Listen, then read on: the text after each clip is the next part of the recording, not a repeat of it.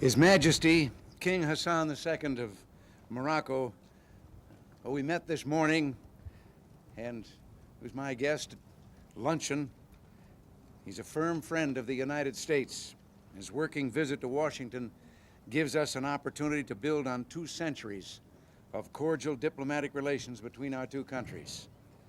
It's a real personal privilege and pleasure to have His Majesty as our guest. King Hassan is the leader of a great nation at the crossroads of 2 continents lying on NATO's southern flank at the entrance to the Mediterranean. It has deep ties to Africa, Europe, the Middle East, and the whole Islamic world. We therefore discuss not only bilateral relations, but a wide range of regional and global issues. I deeply value the depth of experience and breadth of vision that His Majesty brings to the issues of profound mutual concern. His Majesty briefed me on the latest developments in his efforts to reach a peaceful settlement of the conflict in the Western Sahara, and I expressed my admiration for his support of the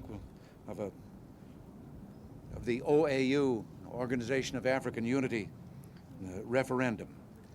We discussed opportunities for continued progress in the Middle East and agreed to continue a strategic dialogue on security issues. We reviewed the progress that we've achieved in augmenting our bilateral relations. The Binational Committee for Economic Relations that Secretary Baldrige chaired last January, the Joint Military Commission that held its first meeting last month, and the agreement establishing a binational commission for cultural and education exchange that Secretary Haig signed in Morocco in February. We considered other opportunities for closer cooperation between our 2 countries in private investment, trade, and other areas. And I expressed to His Majesty the great value the United States places on cooperation with him and on friendship with Morocco, a country that stood with us at our independence, fought at our side during the Second World War, and joins with us today in the quest for world peace and security. Your Majesty, we're honored to have you here, and we bid you welcome. Mr. President, I shall try to be understood against and even my very bad English, but I shall try to speak the language of the heart to thank you very deeply, you and your government and your people, for your hospitality. And I can assure you that from yesterday in the afternoon, still now, I really felt that I was between very strong and loyal friends. Naturally, the nature of the problems of the United States and the nature of our problems in Morocco, they have not the same volume, and they are not at the same level. But the nature is the same.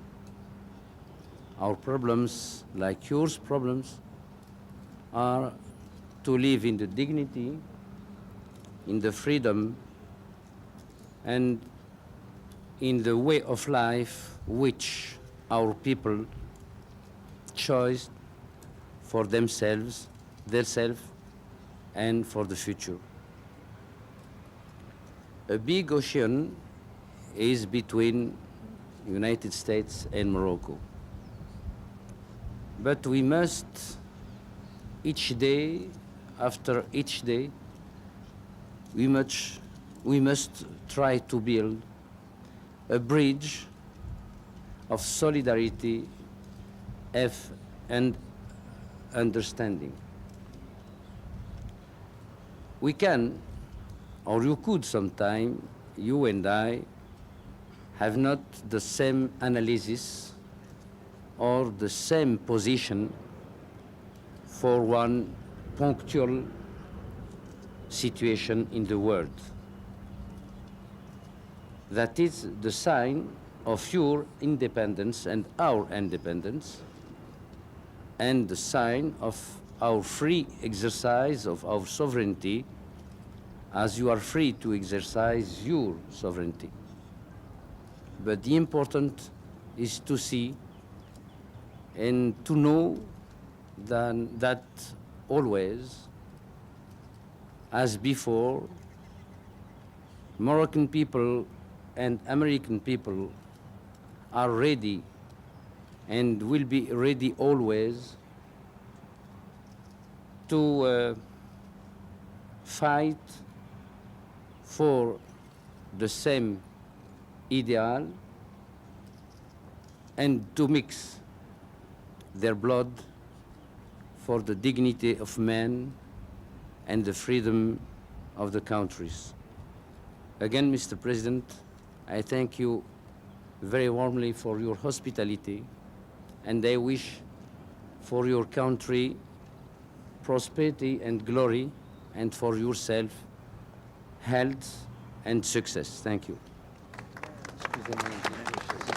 That's just fine.